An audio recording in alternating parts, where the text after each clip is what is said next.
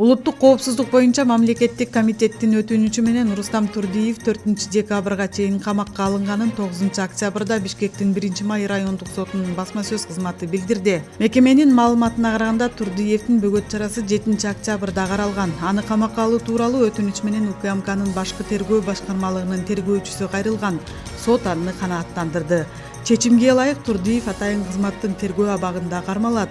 Интернеттеги айрым маалыматтарга караганда кылмыш жаза кодексинин уюшкан топ түзүү же ага катышуу беренесинин уюшкан топко катышуу бөлүгүнүн негизинде шектелип жаткан Рустам Турдиев Камчы Көлбаевдин кудасы.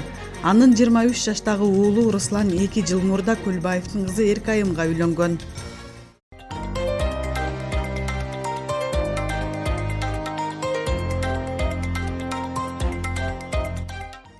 Ички иштер министрлиги Сокулук районунун селекция айылында мурдагы аялынын кулак мурдун кескен шектүү бошотулду деген маалыматты төгүндөдү.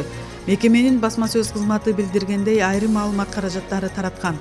Оор кылмышка шектүү жаран бошотулду деген маалымат чындыкка дал келбейт. Кылмышка шектүүгө карата камакка алуу түрүндөгү баш коргоо чарасы тандалган. Азыркы учурда жаран Бишкек шаарынын 1-тергөө абагында 2023 жылдын 20 ноябрына чейин тергөө амалдары жүрүп жатат.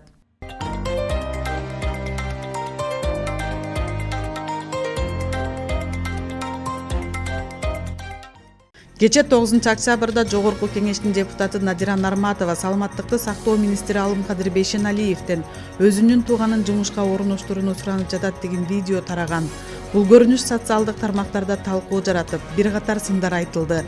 Нарматова бул тууралуу үн катып социалдык баракчасына министрден кызмат сурабаганын жазды. Анткени менен Алымкадыр Бейшеналиев депутаттын тууганын кызматка орноштуруу тууралуу сөз болгонун жашырган жок. Эми баарыбызда эле тууган бар. Анан кийин ар бир семьяда ушундай болот экен да. Сизде деле тууган бар, менде да тууган бар. Анан кичине анча мынча карап койбосоң, ыйлайт билесиз.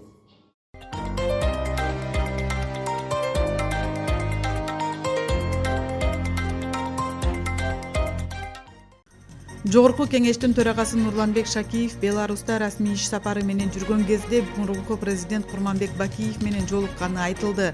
Бул тууралуу блогер Кундуз Ажыбекова маалымдаган. Анын айтымында Жогорку кеңештин депутаттары Бактыбек Сыдыков, Элмурза Сатыбалдиев жана Нурланбек Шакиев өлкөнүн мурдагы президенти Курманбек Бакиевдин сыйлуу коногу болушкан. Бул арада Жогорку кеңештин төрагасынын басма сөз катчысы Алтынбек Деркенбаев бул боюнча билдирүү таратып, маалыматты жалган деп атады.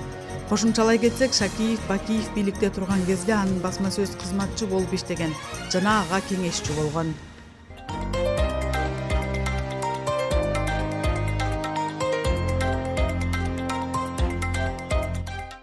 КМШ башчыларынын саммитине карата Бишкекте көрктөндүрүү иштерине 500 миллион сом сарпталды. Бул тууралуу шаардын мэри Эмилбек Абдыкадыров объектилерди текшерүү учурунда билдирди. Анын айтымында көрктөндүрүү боюнча иштер баары бир жүргүзүлмөк.